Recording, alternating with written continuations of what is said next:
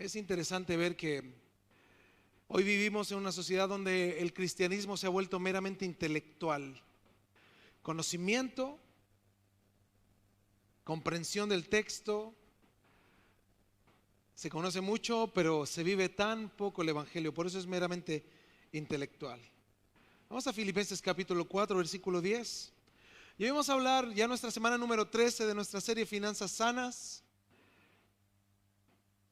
Vamos a hacer un pequeño recordatorio de estas últimas semanas, muy simple.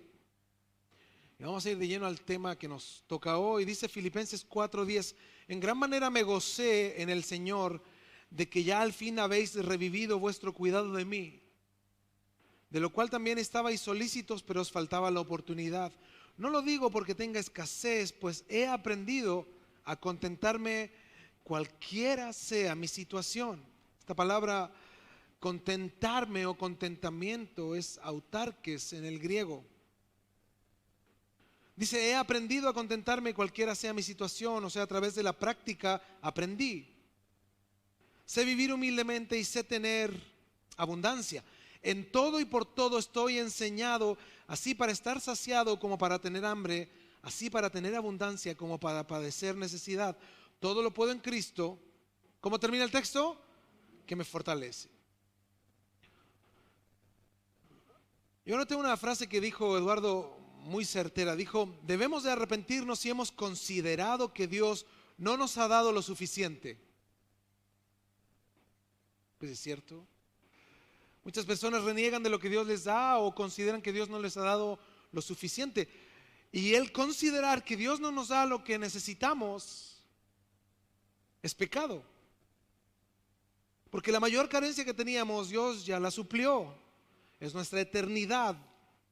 Las carencias materiales, adversidades, oposición, sufrimientos vendrán siempre.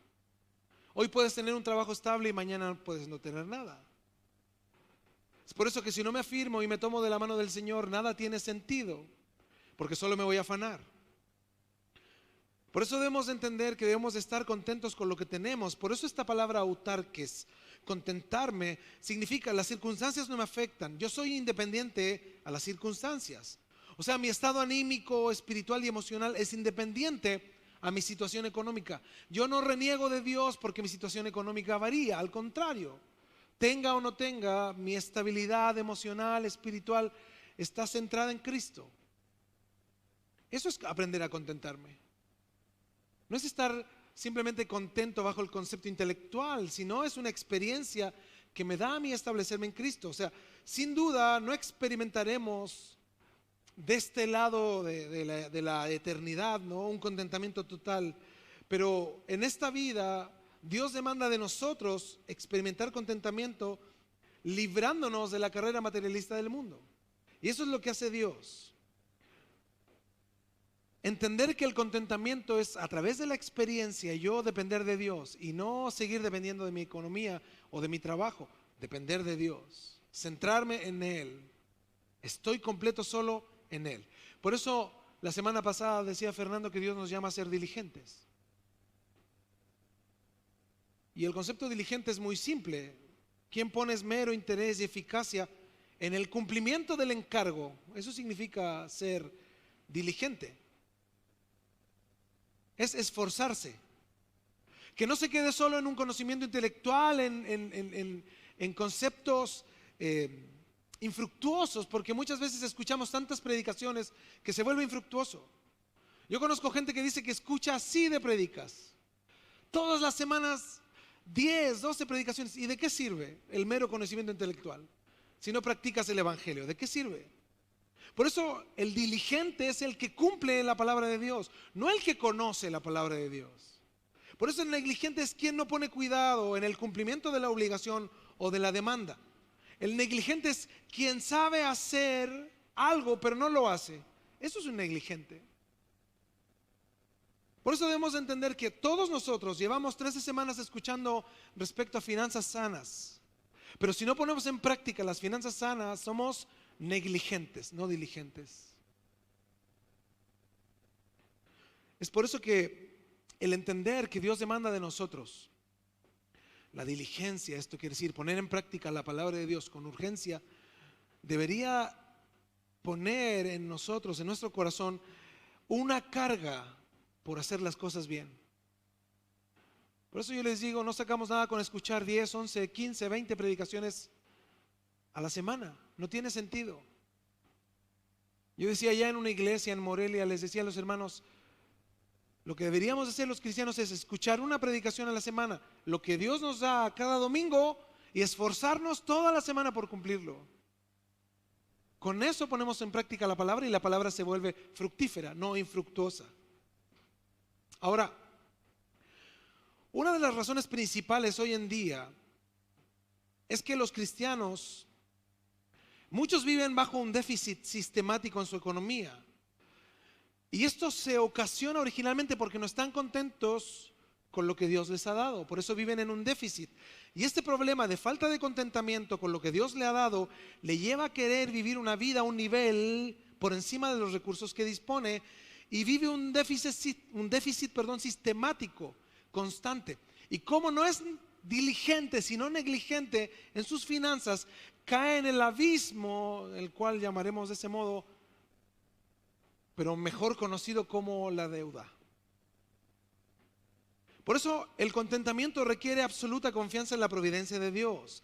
Dios está en control, yo hago todo lo que tengo que hacer y Él está en control. Dios ordena y hace todo con un propósito para mi vida, y yo tengo que aprender a vivir en esa plena dependencia de Dios. Él es quien decide, Él es quien me da, Él es el que sabe cuánto me da, cómo me lo da, y Él es el que ordena todo a la larga. Por eso lo que decía el apóstol Pablo, Eutarques, es aprender. Y eso no es natural al ser humano. He aprendido. Cuando vienen momentos difíciles, debemos de aprender una lección. Dios nos pone en situaciones porque nos quiere ver crecer. ¿Cuál es la lección, Señor? ¿Sí se ha puesto detenidamente a pensar en eso? Cuando vive alguna situación, enfermedad, carencia, necesidad, ¿cuál es la lección, Señor? Por eso, estos textos que leíamos del apóstol Pablo, cuando él dice, sé vivir en pobreza, se requiere aprender a estar satisfechos, primero dice la Biblia, con poco. Y no se olvide de esto, Dios nos satisface deseos, Dios suple necesidades. Por eso requiere una absoluta dependencia de Cristo, y de hecho este es el secreto de las finanzas sanas. Todo lo puedo en Cristo que me fortalece. El contexto es que la circunstancia o lo que la vida me depare, yo puedo hacerle frente porque Cristo llena mi vida, no lo que tengo. Entonces el contentamiento es la base para la cura de los problemas económicos y financieros, porque me permite vivir con lo que tengo, disfrutar lo que tengo, valorar lo que tengo y depender de Dios. Pero al no vivir en contentamiento, estoy viviendo bajo el riesgo de no tan solo tener problemas, sino tener un gran problema, que es vivir bajo la deuda. Es por eso que es importante como cristianos entender la urgencia de la diligencia. Ser diligentes, poner en práctica la palabra de Dios. El resultado de no estar contentos nos lleva a vivir una vida en deuda constante. Hoy en día hay una opinión generalizada en la sociedad respecto a la deuda, porque se ve desde otra perspectiva. Y la perspectiva del mundo respecto a la deuda es la siguiente. Mire, pone atención. El crédito. Desde la perspectiva bíblica eso es deuda. Desde la perspectiva del mundo, ¿qué es lo que es? Crédito. ¿Quién no tiene crédito, cómo se siente? ¿Se siente mal? En el mundo, ¿quién tiene las casas comerciales cerradas? ¿Cómo se sienten? Mal, a mí no me dan crédito. Pero mira, desde la perspectiva bíblica, el crédito es deuda, préstamos sin garantía, con bajos intereses.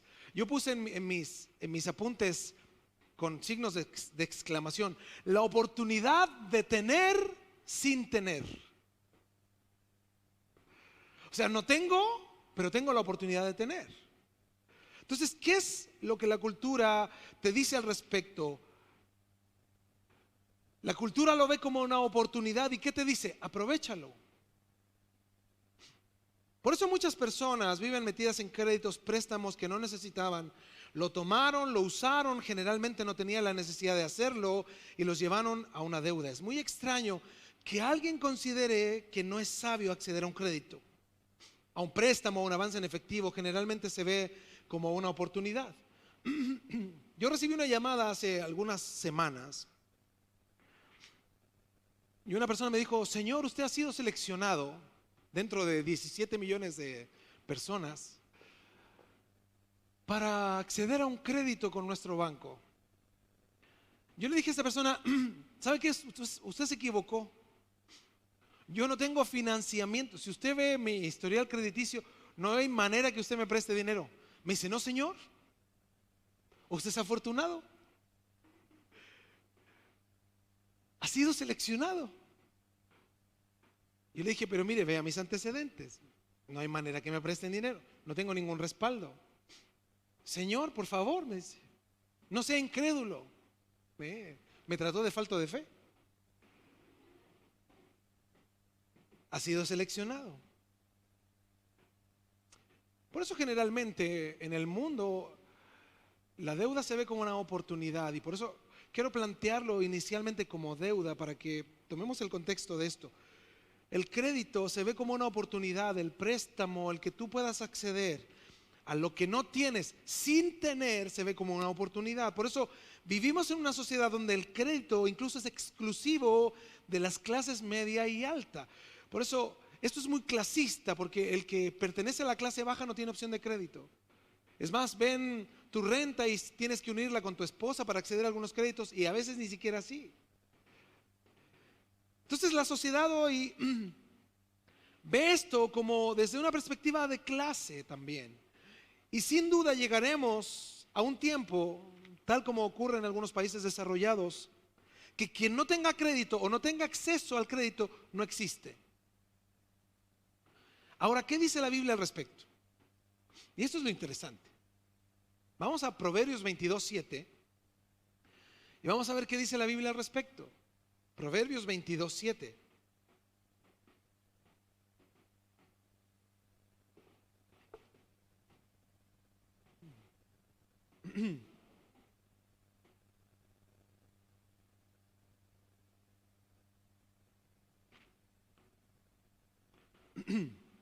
Dice: el rico se enseñorea de los pobres, y el que toma prestado es siervo ¿de qué dice? Del que presta. ¿Lo leemos otra vez? El rico se enseñorea de los pobres, y el que toma prestado es siervo ¿de quién? Del que presta. La nueva Biblia lenguaje, o no, Nueva Biblia de las Américas, dice así: el rico domina a los pobres y el deudor es esclavo del acreedor. Eso está más fuerte, ¿no? Y hoy se esconde esa realidad. Usted me puede decir: pastor, pero mire, yo no soy esclavo del banco. Está equivocado. ¿Seguro? ¿Seguro que no? Pastor, yo pago mi crédito, yo pago mis cuotas al día, no soy esclavo. Mira, deja de pagar un día y verás si no lo eres. Deja de pagar tu casa, atrásate un par de meses y verás cómo te sacan. ¿No les importa si ya pagaste la mitad? Deja de pagar tu auto y verás si no te lo quitan. Tengo un amigo que vivió la devaluación en Estados Unidos del dólar y de las propiedades, y él me contaba que él compró una casa en $300,000, y cuando vino la devaluación su casa subió a más de $500,000. Esto quiere decir que él ya había casi pagado su casa, había pagado más de $230,000 y le quedaban $70,000 por pagar, pero por la devaluación su casa ahora valía $330,000. O sea, todo lo que él pagó no sirvió de nada. Y le dieron dos opciones: o devuelves la casa y quedas sin deuda, o pagas. ¿Qué creen que hizo? Pues devolvió la casa. Pero mira, piensa, ¿perdió o ganó? Perdió. Perdió el valor casi total de su casa. Por eso hoy se esconde esta realidad. Eres esclavo del banco, tienes un compromiso, y hasta que no cumplas eso te debes a ellos, y ay si no cumples, ¿verdad? Esto implica entonces que hay una relación, bíblicamente hablando, de subordinación de tus finanzas hacia una institución financiera. Mira, las finanzas que Dios te da, tú las has esclavizado o subordinado a una institución. O sea, todo crédito o préstamo, aunque tú no lo supieras, tiene cláusulas de ajuste de interés. Se incrementa tu deuda, ellos pueden hacer con estas cláusulas lo que quieran y nosotros tenemos que sujetarnos porque firmamos. Un contrato de adhesión se llama eso. No es una negociación, uno está subordinado a lo que el banco dice. Ahora, ¿cuál es la promesa de Dios y qué es lo que Dios demanda de nosotros como creyentes? En Deuteronomio 28:12, búsquenlo. Este texto nos explica lo que Dios demandaba de Israel. Y esto es bastante clarificador porque nos puede a nosotros permitir entender muchas cosas. Ahora no se preocupe porque yo no traje tijeras para cortar tarjetas de crédito hoy día, no se pase ese rollo, a los que están medios preocupados hoy. No, porque vamos a hablar ordenadamente de esto y nos vamos a dar cuenta que hay deudas legítimas y en algún momento, antes de terminar esta serie, incluso vamos a hablar de las tarjetas y todo eso, porque yo creo que todo aquel que tiene el uso de estas situaciones con sabiduría, bajo la soberanía de Dios, es legítimo lo que puede llegar a ser. Deuteronomio 28:12 dice: te abrirá Jehová su buen tesoro, el cielo, para enviar la lluvia a tu tierra en su tiempo y para bendecir toda obra de tus manos, y prestarás a muchas naciones y tú, ¿qué dice? No pedirás prestado. Ahora, esto se malinterpreta hoy, que mucha gente considera, no, es que Dios te quiere dar tanto dinero que tú prestes. Dios quiere que tú pongas tu propio banco. Amén. O sea, a la larga todo es avaricia, ¿no? Simplemente lo que está diciendo es que Dios les iba a dar lo que ellos necesitaban si ellos obedecían a Dios. Interpretando el texto, o sea, Dios les hizo una promesa de prosperidad económica a Israel si ellos obedecían a Dios en todo lo que Él demandaba de ellos. Ahora, ¿qué quiere decir esto? Que prestarás a muchas naciones y tú no pedirás prestado. Habla de lo siguiente: la deuda conlleva esclavitud. Vimos en Proverbios. Por lo tanto, la prosperidad con la que Dios quería bendecir a Israel era que ellos no fueran esclavos de nadie. Esto quiere decir que les alcanzara y no tuvieran que pedir prestado. ¿Se entiende? O sea, ellos no tendrían deudas. De eso se trata el texto. No se trata que ellos serían multimillonarios y les darían a las naciones. No, se trata de que ellos no serían esclavos de nadie, que con lo que recibirían ellos podrían ser estables financieramente y no necesitarían pedir a ningún pueblo. O sea, el pueblo sería libre de deudas. ¡Wow! ¿No lo considera grandioso?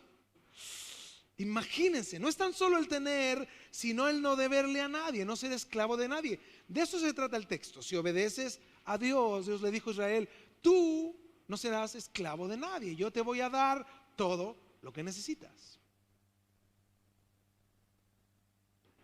Proverbios 17:1, búsquelo.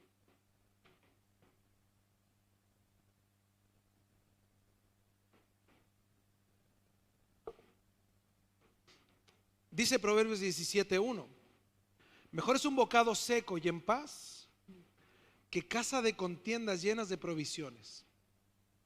Aplicando este texto, la deuda en sí misma pervierte la armonía y la tranquilidad.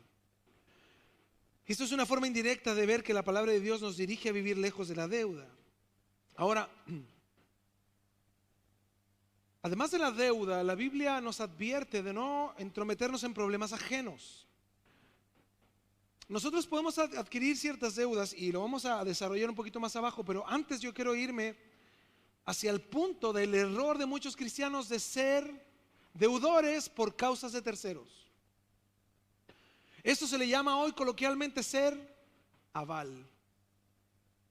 Bíblicamente se llama fiador. Ser fiador o aval de alguien es obtener una deuda gratis, así se denomina. O sea, personas cristianas que tienen deudas que no les pertenecen, dieron su palabra por otros y han adquirido deudas por su irresponsabilidad. La Biblia nos habla claramente respecto a ser fiador. Proverbios 22:26 nos advierte al respecto.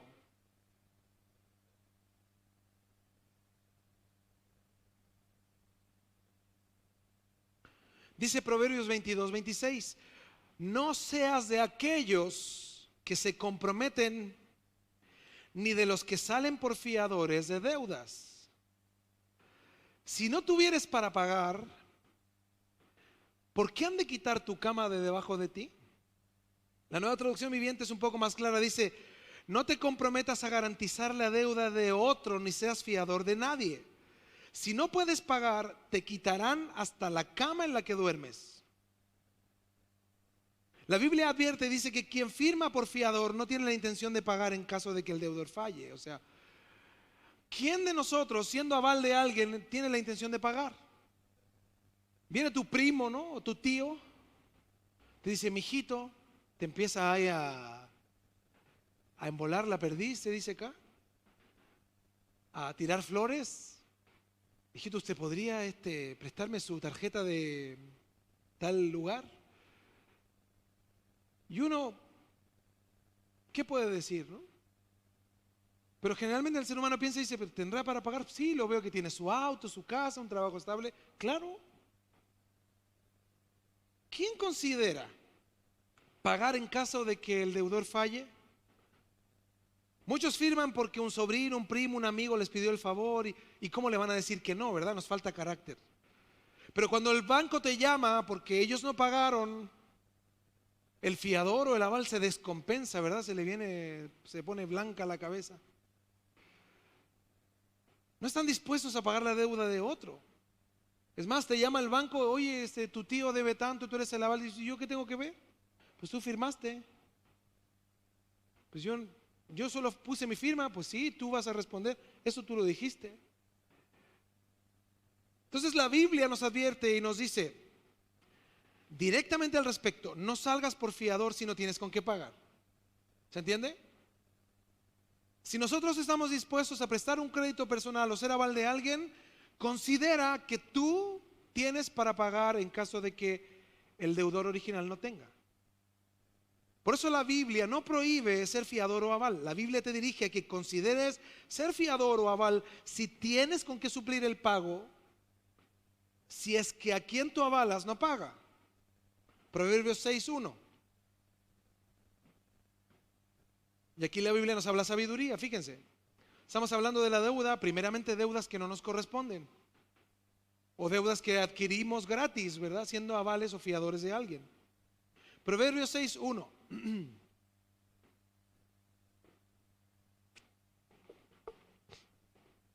Dice, hijo mío, si salieres fiador por tu amigo, si has empeñado tu palabra a un extraño, te has enlazado con las palabras de tu boca y has quedado preso en los dichos de tus labios.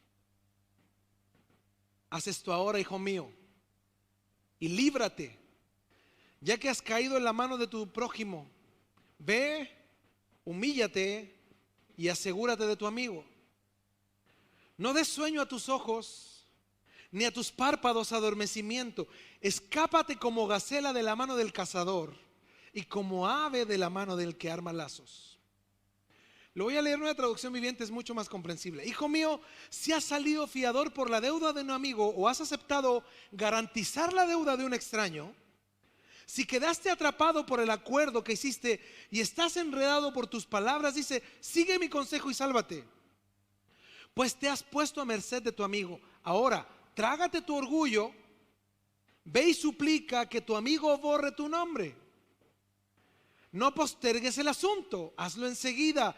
No descanses hasta haberlo realizado. Sálvate como una gacela que escapa del cazador, como un pájaro que huye de la red. Fíjese, la perspectiva bíblica de la deuda que adquirimos de manera gratuita por ser aval o fiador se puede resumir en que aunque la deuda en sí misma no es pecado, sus motivos podrían llevarnos a pecar. A veces carecemos de sabiduría y tomamos deudas gratis. Por eso considerar ser aval o fiador de alguien, mira, ve la Biblia, considéralo, piénsalo y por sobre todo acata lo que la Biblia dice. Si tú tienes para responder en caso de que a quien tú representas no tenga, hazlo. Hazlo. Eso es ser responsable. Ahora, la deuda en sí misma puede tener motivos pecaminosos y en otras ocasiones, aunque no tenga un motivo pecaminoso, no es sabio adquirir deudas. Ahora, ¿por qué la Biblia opina así de la deuda? ¿Por qué generalmente los motivos por los cuales estamos endeudados son pecaminosos? Y aquí quiero ir netamente a la deuda adquirida, ya no desde la perspectiva del aval, sino desde la perspectiva del endeudado. Primero, porque muchos cristianos están endeudados por su materialismo. Muchos cristianos están endeudados porque en sus deudas se ve manifiesta su avaricia, por la envidia o la ostentación, lo que muestra ausencia de dominio propio. Muchos a través de sus deudas solo muestran su carencia de Dios con lo que deben porque sustentaron o sustentan su pecado. Eso les ha traído deudas impagables, llenando su vida de ostentación a costa de lo que no tienen. En este caso, cuando mi motivación es la ostentación, la competencia o simplemente la avaricia, la deuda es pecado porque la motivación no es la correcta. Para dar un ejemplo, y les quiero hacer una pregunta, ahí la contestan ustedes. Hagan de cuenta que conocemos una persona que se quiere comprar, y me voy a ir a un extremo, ¿no? Una billetera, una cartera, que cuesta $1,000,000, de piel de cocodrilo del Amazonas, ¿no? Con todos los dijes de oro, ¿quién sabe? ¿Qué pensaría usted? ¿Comprarse una cartera o una billetera, una cartera de dama o una billetera para un hombre de $1,000,000 es pecado? Nosotros rápidamente, ¿qué diríamos? Claro, pues sí. ¿Es pecado? Hay gente que inmediatamente piensa eso. Ahora, ¿qué dice la Biblia? La Biblia contesta de esta manera. Mira, la Biblia dice, sí, es pecado. Porque así pensamos, ¿no? Me quiero comprar, pastor, un traje de $500,000, ¿es pecado? Sí, es pecado. Espérame, ¿qué dice la Biblia? La Biblia dice así, mira. ¿Por qué te quieres comprar una cartera de $1,000,000? Primero, ¿por qué? Segundo, ¿cuál es la intención de tu corazón? Tercero, ¿cuál es la motivación en tu corazón? Y ahí viene la respuesta del hombre. No, es que donde yo trabajo necesito tener algo de caro, pecado. Porque ¿qué es eso? Ostentación. ¿Se entiende? No, es que yo tengo que demostrar que pecado. La motivación del corazón. Es que yo no puedo andar así, pastor. He trabajado toda mi vida por esa cartera que la paso viendo diario ahí en la vitrina. ¿Y por qué no me puedo dar un gustito? Es mi sueño. Pecado. ¿Cómo tu sueño va a ser una cartera? Por favor. Pues tu sueño debería ser humilde y buscar de Dios, no sé. Pero ahora si una persona, mira, responde ante las preguntas de Dios de la siguiente manera. ¿Realmente dispongo de los recursos? ¿Es simplemente porque es la única que me voy a comprar para que me dure? Considero que me va a servir para siempre. No me importa el color, me da lo mismo. Siento que es duradero. Pues cómpralo. ¿Se entiende la intención del corazón? Por eso, considerar que la deuda o el adquirir una deuda respecto a lo que tenemos o tenemos sin tener puede tener un origen pecaminoso. Por eso hay muchas situaciones de la vida cristiana que dependen más de las motivaciones que del acto mismo. Ahora, la Biblia entonces dice que cuando adquieres una deuda para financiar tu avaricia, para financiar tu envidia, tu deseo de ostentar o reflejar un nivel de vida que no tienes, y haces caso omiso del dominio propio, no te estás controlando en tus deseos carnales de poseer, estás pecando. ¿Qué tiene que hacer ahí el cristiano? Abstenerse de pecar, vencer ese deseo que consideramos y entendemos es pecaminoso, y ahora nos sujetamos al Señor sabiendo que Él es nuestra plenitud y no lo que tenemos.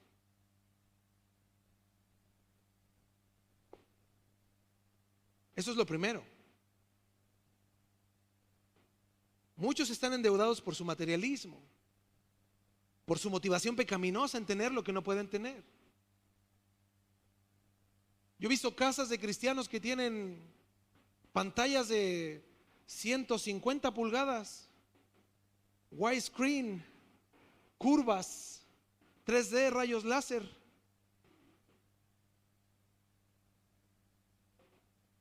Pero su esposa les pide un desodorante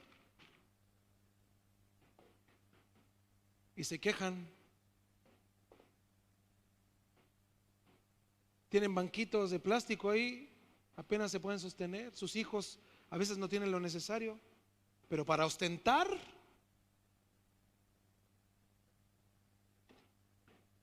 primero, analiza tus deudas. Si tus deudas fueron ocasionadas por tu avaricia o alguna condición pecaminosa, arrepiéntete. Número 2, muchas personas adquieren deudas porque presumen del futuro incierto. Muchas veces tomamos deudas considerando más o menos 5 cosas que tienen que suceder para pagar la deuda.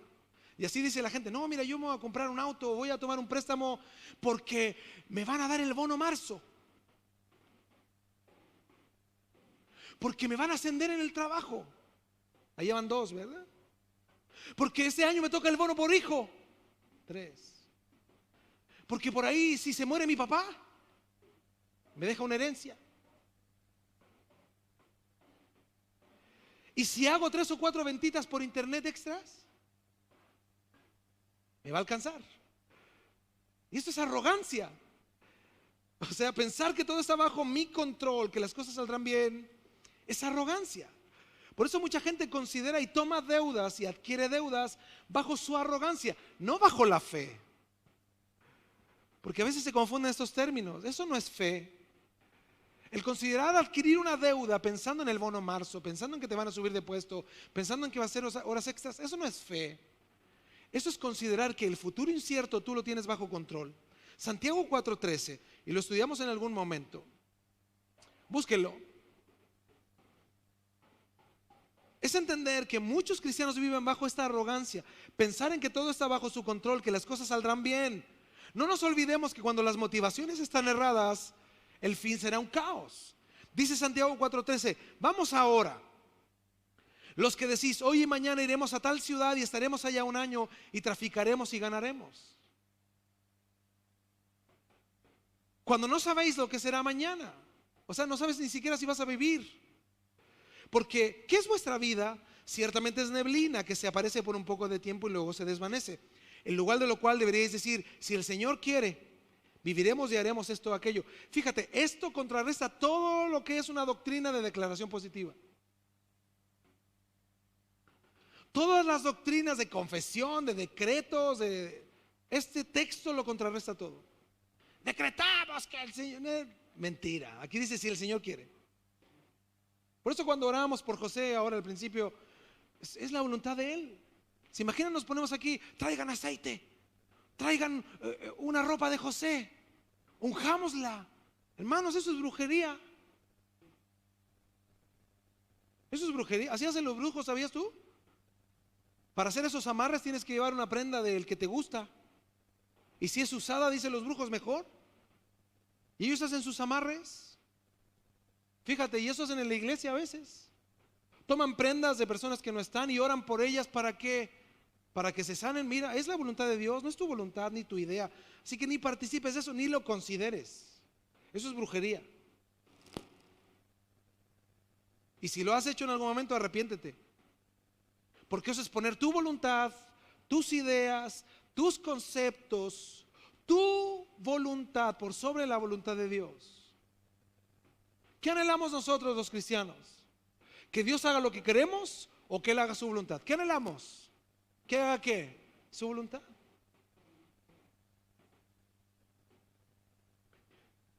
Por eso el texto 15 dice, en lugar de lo cual deberíais decir, si el Señor quiere, viviremos. Primero, fíjate, viviremos. Si Dios nos presta vida y haremos esto o aquello. Yo siempre me acuerdo de este texto cuando viajo en avión. Si el Señor quiere, viviremos. Pues los que han viajado en avión saben de qué se trata esto, ¿no? Te subes a un avión y yo cuando empecé a considerar y decir, pues el que maneja probablemente hasta sea más chico que yo ahora. Un niño. Si el Señor quiere, viviremos y haremos esto o aquello. Dice el 16, pero ahora os jactáis en vuestras soberbias. Toda jactancia semejante es mala, y el que sabe hacer lo bueno y no lo hace, le es pecado. El negligente, el que sabe hacer lo bueno y no lo hace, le es ¿qué? Pecado. La Nueva Traducción Viviente dice desde el 13, presten atención ustedes que dicen, hoy y mañana iremos a tal o cual ciudad y nos quedaremos un año, haremos negocios allí, ganaremos dinero y pagaremos nuestras deudas. 14. ¿Cómo saben qué será de su vida el día de mañana? La vida de ustedes es como la neblina del amanecer. Aparece un rato y luego se esfuma. 15. Lo que deberían decir es, si el Señor quiere, viviremos y haremos esto o aquello. De lo contrario, o sea, el que dice lo contrario, el que no considera a Dios, están haciendo alarde de sus propios planes pretenciosos, y semejante jactancia, dice, es maligna. Recuerden que es pecado saber lo que se debe hacer y luego no hacerlo. O sea, todo lo incierto no depende de mí, depende de Dios. Y quien vive asegurando que puede controlar lo incierto es un arrogante. Por eso el que adquiere deudas considerando lo incierto es un arrogante. No se trata de fe, se trata de adquirir una deuda asegurando certeza en lo incierto. No tiene sentido. Es por eso que si yo adquiero una deuda legítima, yo considero lo que gano, considero lo que gasto, considero lo que me sobra, y ahí adquiero una deuda dejando un margen. ¿Se acuerdan cuando hablamos del ahorro? Esas son deudas sabias o legítimas. Por eso que no considera a Dios, sino que considera el cómo lo hace. Esto sin duda es pecado, porque es arrogancia. Por eso hay personas que manipulan las cosas, ¿no? El hombre adquiere una deuda y la esposa tiene un guardadito para la comida de los niños. Y el hombre le dice, mi amor, pero pásame eso que tienes guardadito. ¿Y qué dice la esposa? Pero si es para los niños. Y el hombre arrogante, pero si yo mañana tengo, ¿ve que así hay hombres? Yo mañana te lo devuelvo. Arrogancia. Y ahí está la señora débil de carácter, sin temor de Dios, sin dominio propio, a veces más con demonio propio que dominio propio. Ahí va, ¿no? Y ven los problemas.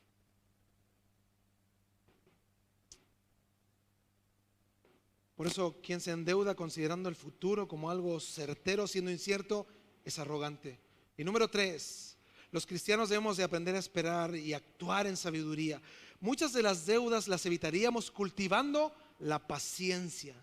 Si aprendiéramos a esperar el tiempo de Dios, los recursos de Dios, el trato de Dios en algunos asuntos financieros, estaríamos exentos de algunas de nuestras deudas.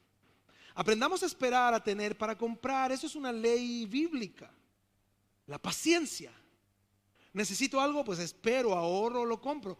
Y si no puedo esperar por alguna razón, debemos de ser buenos mayordomos. Por ejemplo, una deuda legítima sin duda puede ser comprar una casa. Porque ¿quién puede pagar de contado una deuda que dura 30 años? ¿Verdad? Es muy difícil. Pero por ejemplo un auto. No es lo mismo un auto que una casa. Debemos de ser sabios en ello. Comprar un auto usado cuando no tengo para uno nuevo es una decisión sabia. Aunque muchos te van a decir, no. Pues sí, he escuchado hermanos aquí. El hermanito tiene 1 millón y está mirando un auto de 10. Y nosotros los pastores decimos, cómprate un Chevy, hermano. Te cuesta 800, te quedan 200 si hay algo que reparar y te alcanza para gasolina. Y hay hermanos aquí que dicen, no, ¿eso es un Chevy? No, un Maruti. Como que se van a infartar. Cómprate uno nuevo, dicen, endeúdate. 5 años te va a durar. Sí es cierto, pero va a tener una deuda. Para algunos, impagable. Muchos tienen que dejar de comer por pagar sus deudas. Por eso, comprar un auto usado cuando no tienes para uno nuevo es una buena opción, una sabia opción. Considerando, mira, los costos de mantenimiento. Porque cuando te compras un auto, si te compras uno nuevo, considera que tienes que llevarlo al mantenimiento. Esos autos tienen un seguro. Si no los llevas al lugar donde ellos te dicen, te eliminan el seguro. ¿Sí sabías eso? Ahora lo sabes. Considera que el auto sea rentable en caso de que se eche a perder, o sea, que hayan refacciones. Eso es muy difícil. Yo tengo una camioneta americana. Cuando se me echa a perder algo, pues, ahí ando dándome vueltas, ya se imaginarán todo el día, porque aquí no hay mucho repuesto americano. Considera la marca, el modelo, que tenga repuestos accesibles a tu presupuesto, que sea útil. Mira, no te compres algo por vistoso o ostentoso, compra algo literalmente, así dice la Biblia, que te lleve y te traiga. Pero qué difícil es eso en este tiempo, ¿no? Si llegas con un autito más viejito, ay, ¿qué pasó, hermano? Le faltó fe.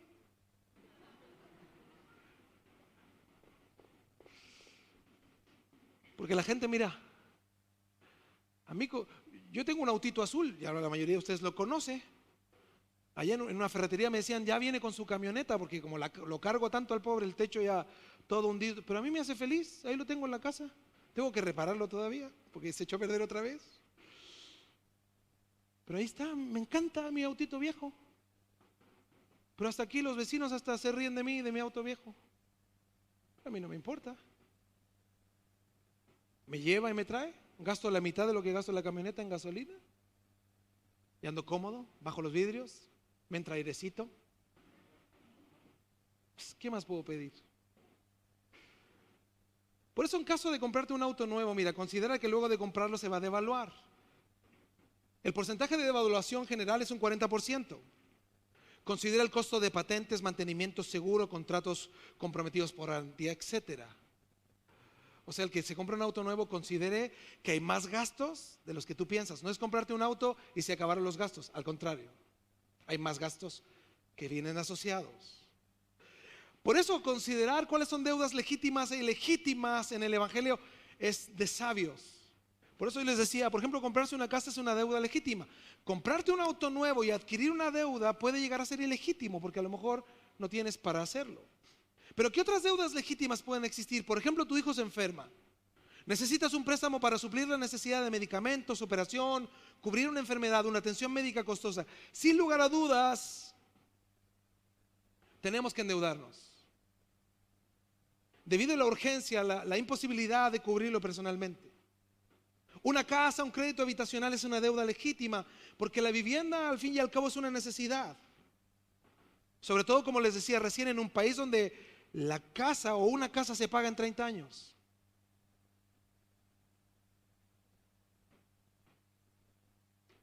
Y es importante que consideren y que consideremos si vamos a meternos a una deuda de una casa, hacerlo jóvenes. Porque ya estando viejos, no es la idea que terminando, incluso después de jubilado, sigas pagando una casa. Imagínate, si los jubilados se quejan de que no tienen dinero para poder vivir, lo cual es cierto, o sea, es una queja real, válida. Imagínate si tú tienes que estar pagando tu casa ya de viejo. Por eso hay cierta legitimidad en ciertas deudas, las cuales deben ser consideradas sabiamente para que Dios nos ayude. Ahora, hay consecuencias respecto a las ilegítimas. Muchas personas viven sin considerar la problemática y las consecuencias de la deuda. Muchos compran compulsivamente, no consideran lo que hacen, dejan las deudas a quien vienen detrás de ellos. Y hay muchos hombres que hoy están completamente endeudados y no consideran que la vida se apaga. Hay un caso en Segunda de Reyes, segundo libro de Reyes, búsquelo, capítulo 4, impresionante. Un hombre que deja problemas financieros a su familia. Un hombre que deja deuda. Y no sabemos, a través de lo que dice la Escritura, si son deudas legítimas o ilegítimas. El caso es que deja deuda. Segundo de Reyes, capítulo 4, versículo 1. Dice, una mujer de las mujeres de los hijos de los profetas clamó a Eliseo diciendo, tu siervo mi marido ha muerto. Y tú sabes que tu siervo era temeroso de Jehová y ha venido el acreedor para tomarse 2 hijos míos por siervos. O sea, esta mujer, la esposa viuda de uno de los hijos de los profetas, a lo mejor no estaba enterada de que su marido tenía deudas. Y ella ahora no tenía ningún medio para pagarlas. El sistema legal en Israel no permitía declararte en bancarrota ni siquiera a través de la muerte del esposo. Entonces ella tenía que dar a sus hijos como siervos temporales para pagar a su acreedor. O sea, como pago de deuda, sus hijos no pasaban a ser esclavos o hijos del acreedor, sino siervos. Esto quiere decir, trabajaban para el acreedor hasta saldar la deuda. O sea, a pesar de lo inhumano que esto pudiera parecer, el acreedor estaba en su derecho, pues la ley mosaica permitía esclavizar al deudor. Es más, había un plazo máximo para la esclavitud. ¿Saben cuánto era? Hasta el jubileo. El máximo eran 50 años. 2. Y Eliseo le dijo, ¿qué te haré yo? O sea, ¿cómo puedo ayudarte yo? Declárame qué tienes en casa. Y ella dijo, tu sierva ninguna cosa tiene en casa sino una vasija de aceite. O sea, un pequeño recipiente de aceite. Él le dijo, ve y pide para ti vasijas prestadas de todos tus vecinos, vasijas vacías. Y fíjese que le dice, no pocas. O sea, considera la mayor cantidad de vasijas que puedas. Consíguete. 4. Y después de conseguirte las vasijas, dice, entra a tu casa, enciérrate tú y tus hijos, y echa en todas las vasijas, y cuando una esté llena, por la parte, o sea, de tu aceite que tienes en tu vasija pequeña, llena las otras vasijas, y cuando se vayan llenando, anda poniéndolas aparte y pon otra, y las vas llenando. El 5 dice, y se fue la mujer. Esto quiere decir, terminó de hablar el profeta, ¿qué hizo la mujer? Ay, me habló el profeta. Ay, qué lindo. Ay, gloria a Dios, aleluya, amén. ¿Qué hizo la mujer? ¿Qué hizo la mujer? ¿Se movió? ¿Se movió? Llevamos 3 semanas con finanzas sanas. ¿Qué has hecho por tus finanzas? ¿Has hecho algo? ¿Has ido al banco a hablar con tus acreedores? ¿Has dado para la obra? ¿Te has puesto al día en tus finanzas? ¿Has ordenado algo? ¿Le has dicho a tu esposa cuánto ganas?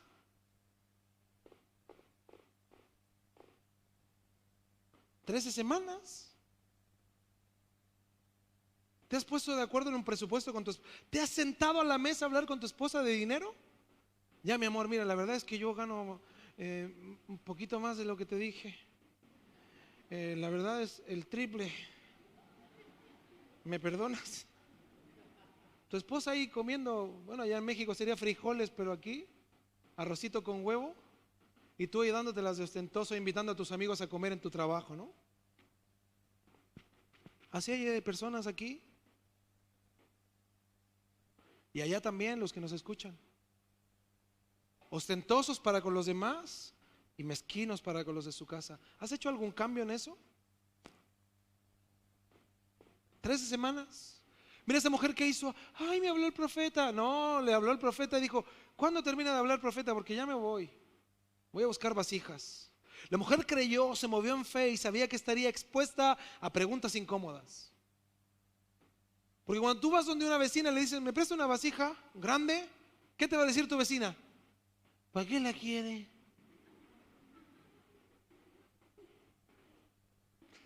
Esta mujer no tan solo creyó, sino que se expuso a preguntas incómodas. Pero ella fue y consiguió vasija. No le importó que le preguntaran. No le importó lo que le dijeran. A lo mejor dio 1000 explicaciones. A lo mejor le contó la historia a todas sus vecinas. Pero ella fue y consiguió vasija. Ella hizo lo que Eliseo le dijo con fe, consiguió las vasijas de acuerdo a su fe. Eliseo le dijo, no pocas, dice, pide muchas. Y de acuerdo a la fe de ella, no sabemos cuántas pidió, pero ella fue, hasta que su fe fue satisfecha. A lo mejor vio, no sé, 30, a lo mejor algunos de nosotros hubiéramos visto 10 y decimos ya. A lo mejor otros hubiéramos traído 100 vasijas, hubiéramos estado una semana consiguiendo. Pero de acuerdo a su fe, ella trajo las vasijas. Dice el 5, y cerró la puerta encerrándose ella y sus hijos, y ellos les traían las vasijas y ella echaba el aceite. O sea, la vasijita chiquita que ella tenía comenzó a llenar las vasijas que consiguió y echaba aceite y echaba aceite. 6. Cuando las vasijas estuvieron llenas, dijo a un hijo suyo: tráeme aún otras vasijas. Y él le dijo, ¿qué le dijo? No hay más vasijas. Entonces, ¿qué pasó? Cesó el aceite. Wow, qué impresionante. ¿Qué pasa si ella hubiera pedido prestadas pocas vasijas? ¿Cuánto dura ese aceite, esa llave divina? Pocas. Pero todas las vasijas que ella pidió, en la medida de su fe, fíjense, en la medida de su fe, todas las que ella pidió fueron llenas. O sea, la medida de su fe fue saciada. Ella misma estableció la medida de aceite que Dios le daba para suplir sus necesidades. Ella lo estableció. 7. Vino ella luego y lo contó al varón de Dios. Le dijo: mira lo que pasó. Llené todas las vasijas con aceite. El cual le dijo, miren qué le dijo Eliseo. ¿Qué le dijo? Ve y vende el aceite. Yo imagino dos reacciones posibles. Una muy chilena así: es que yo traje 2 vasijitas nomás, pero si yo te dije no pocas, no pocas. Vemos que bíblicamente ella sí trajo muchas vasijas, por eso no estaba arrepentida. Al contrario, ella no sabía para qué era el aceite inicialmente, pero ahora él le dice: ve y vende el aceite y paga, dice, ¿qué? A tus acreedores, y tú y tus hijos vivid de lo que, ¿qué dice?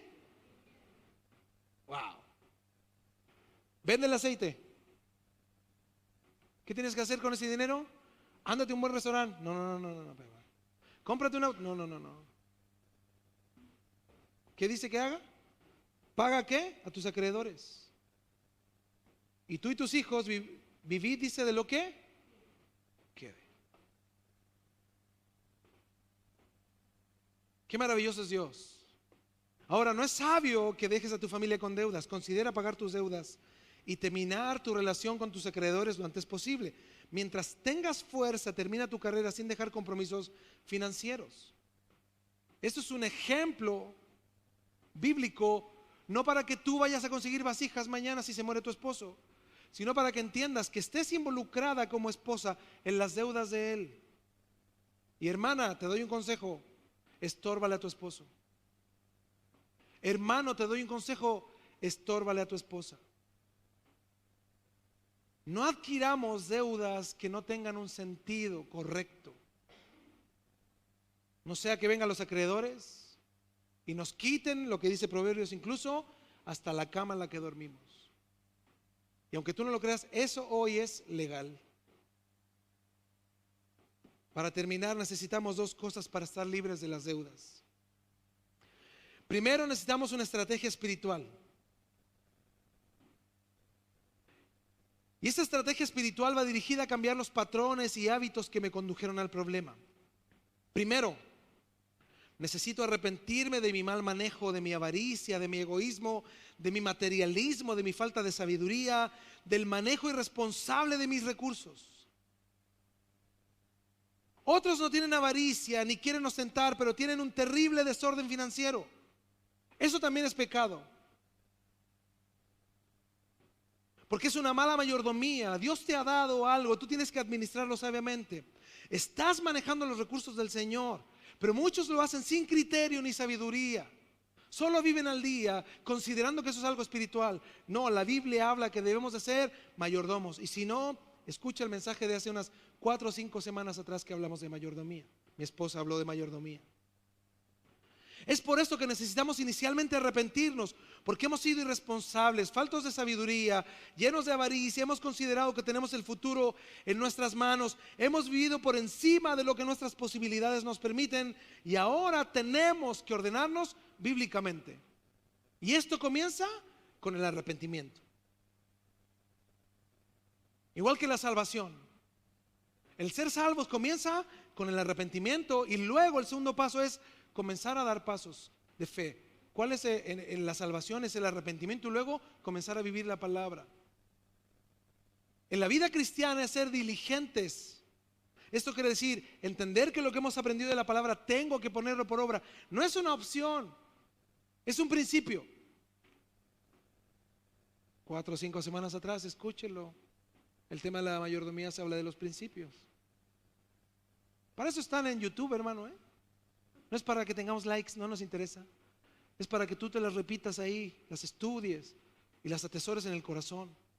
Primero, arrepentimiento. Segundo, honra a Dios con tus bienes. Yo considero un absurdo querer que Dios me ayude financieramente si yo no doy para la obra de Dios. Qué absurdo, ¿no?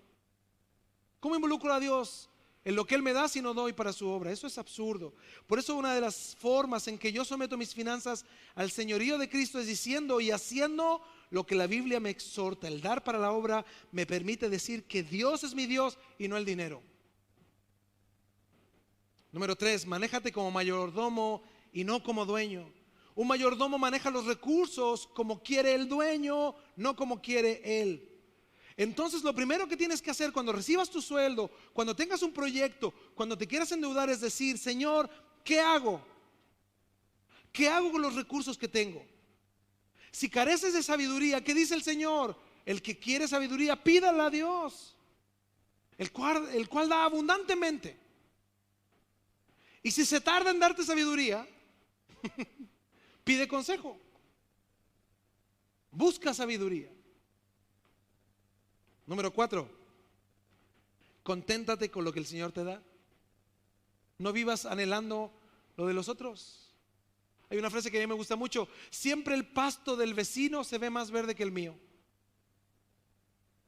Siempre el auto del vecino se ve más bonito que el mío.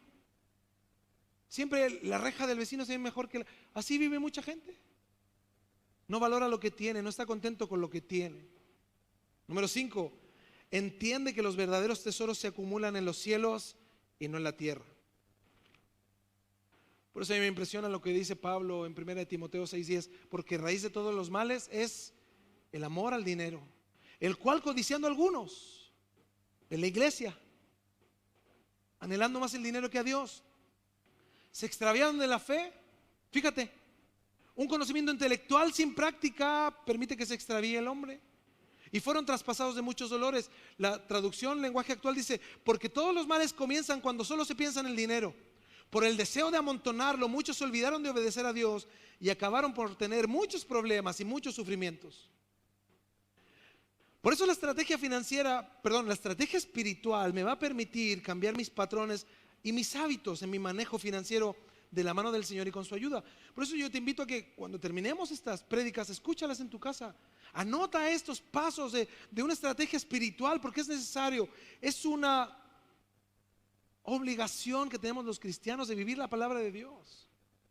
Para poder vivir en finanzas sanas necesitamos rendirnos a los pies del Señor. Ahora, ¿qué haces? Tenemos la estrategia espiritual, el arrepentimiento, ya entendemos todo lo que tenemos que hacer.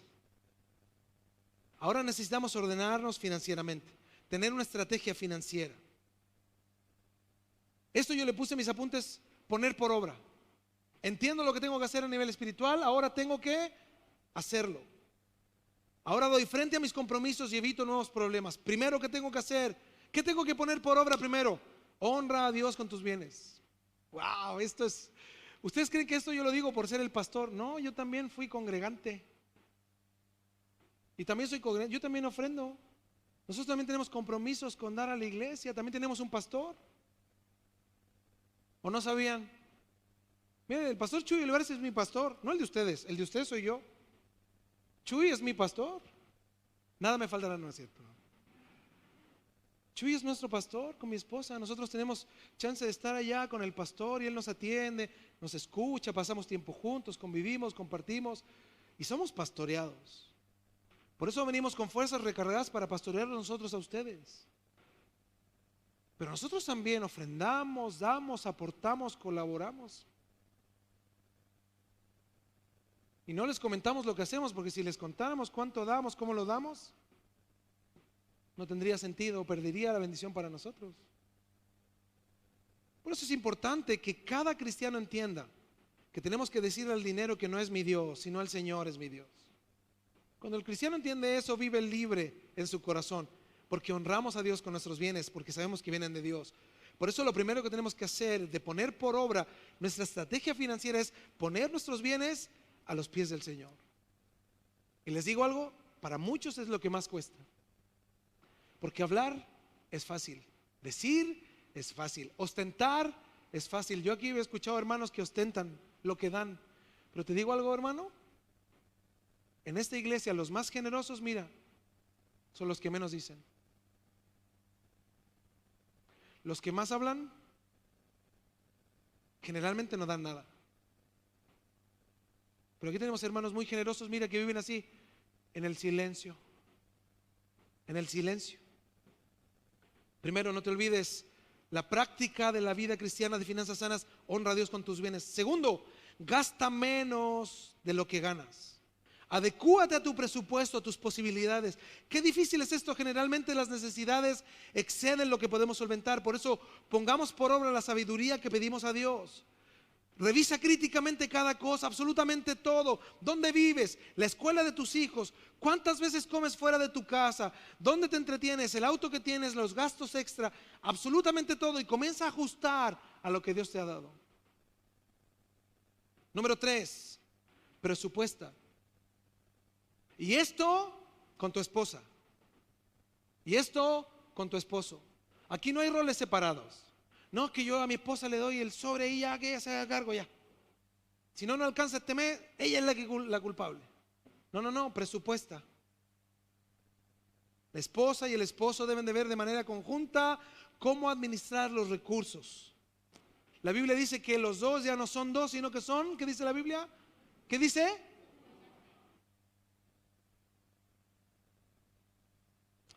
¿Saben por qué? Porque Dios es tan sabio, porque aquí se genera un equilibrio. Un equilibrio sano, porque el criterio de uno no es el criterio del otro. Son dos criterios distintos. Y Cristo en medio les permite estos dos criterios unificar ideas y presupuestar sabiamente, teniendo a Cristo como el centro. Por eso ninguno mirando por sí mismo, sino que ambos mirando por el bienestar de todos. ¿Sí o no que eso es lo ideal en una familia? Que el matrimonio vea por el bienestar de todos. Presupuesta en unidad. Número 4, ahorra con intención. La Biblia nos lleva a ahorrar con inteligencia para lo que necesitas. No ahorres lo que te sobra simplemente, sino en los tiempos donde puedes ahorrar, porque tienes más para ahorrar. Puedes adquirir de contado y no por medio de deudas. Por eso aprendamos a esperar, ten paciencia, espera el tiempo. Porque ¿qué pasa si tú adquieres un crédito y quedas sin trabajo? ¿Cómo lo vas a hacer? Mejor ahorra con intención. Si te quieres comprar esa pantalla de 158 pulgadas con rayo láser, ahorra. Sé sabio en tus decisiones. Número 5, práctica. Compra bíblicamente. Compra bíblicamente. Esto lo estudiamos hace algunas semanas y con estas frases se van a acordar. Hazte las siguientes preguntas. Son 4 preguntas. ¿Lo necesito? ¿Se acuerdan? Segunda pregunta, ¿lo necesito ahora? Sí, lo necesito, sí. ¿Lo necesito ahora? Sí. Ok. ¿Por qué lo necesitas? Sí, ya se entiende. Ahora, ¿hay alternativas más económicas? Compra bíblicamente. Sé sabio. Número 6, no sigas la corriente del mundo. Toma tus decisiones basado en los principios anteriores. No veas la oferta siempre como algo bueno. No te olvides de que nos hacemos esclavos si le debemos a alguien. No sigas la corriente del mundo. Y número 7, da la cara con tus deudas. Humíllate con tus acreedores. Si no puedes pagar y apenas puedas, paga. ¿Así? A eso Dios nos llama. A tener deudas legítimas y las ilegítimas, mira, repararlas. Y comenzar a vivir una vida libres. A eso Dios nos llama. Oremos. Señor, te damos gracias por tu palabra. Te pedimos que nos ayudes a vivir una vida, Señor, que te honre en todo lo que hacemos. Sin lugar a dudas nos hemos equivocado, Señor, de muchas formas, de muchas maneras, como personas, en nuestras familias. Hemos adquirido compromisos, como dice tu palabra, deudas ilegítimas en las cuales nos hemos equivocado. Hay periodos, Señor, de nuestra vida donde hemos cometido errores. Por eso hoy queremos entender lo que tu palabra nos enseña, nos guía y nos dicta hacer, que es a ordenar nuestros caminos, Señor. Ayúdanos, Señor, a hacer las cosas en orden, a vivir para tu gloria y a caminar, Señor, un camino más excelente de tu mano. Te damos gracias porque tu palabra nos habla directamente y nos permite entender y saber a qué hemos sido llamados, Señor, que es a honrarte con todo lo que tenemos. Por eso, Señor, hay deudas que tenemos que no hay manera de solventarlas. Hay algunos de mis hermanos que tienen su casa, sus propiedades, algunos sus vehículos de trabajo, etcétera, y te damos gracias por eso. Te pedimos que no estamos basados, Señor, en lo incierto, solo dependemos de ti. Y tú sabes, Señor, que muchas de las deudas de mis hermanos son legítimas, no porque confían en el futuro ni en sus vidas, sino porque tú has sido bueno y nos permite, Señor, tener trabajo y podemos pagar. Pero asimismo hay otras de las que tenemos que arrepentirnos, Señor. Por eso pedimos tu ayuda y de tu mano queremos tomarnos, Señor, para poder salir adelante. Ayúdanos, Señor, a ordenar nuestros caminos y poner en práctica tu palabra. Que esto no quede simplemente como un texto o como una lección, Señor, de cristianos intelectuales. No tiene sentido, Señor. Estamos llenos de eso hoy. Queremos ser hermanos y gente que practique tu palabra. Por eso ayúdanos, fortalécenos y permítenos, Señor, entender y recordar lo que tú demandas de nosotros cada día. Tenemos una gran semana y una gran lección por vivir. Y ayúdanos, Señor, a poder enmendar nuestros caminos cada día. Te damos gracias a través de Jesús. Oramos. Amén. Amén. Amén.